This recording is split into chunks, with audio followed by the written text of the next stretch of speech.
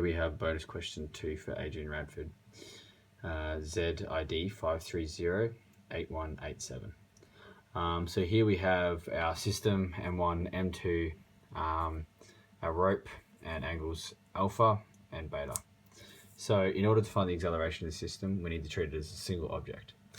So in order to do so, or when we do so, when we treat the whole system as a single object, so meaning M1, M2 and the rope is a single object, we can then find the acceleration, which would then be the sum of all external forces over the mass, our total mass.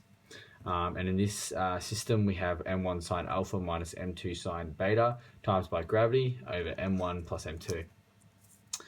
And then in order to find our net force, we would then consider MA, and in this case it'll be M1 times by our acceleration.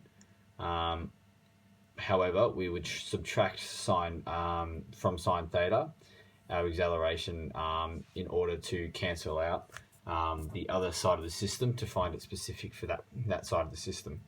And we essentially do the same thing here, where we do F net equals MA, and we just use the opposite mass and angle. So it's still the acceleration of our system there.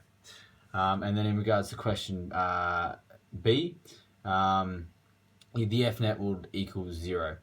And therefore, when A equals 0, the whole system is stationary and all has the same force.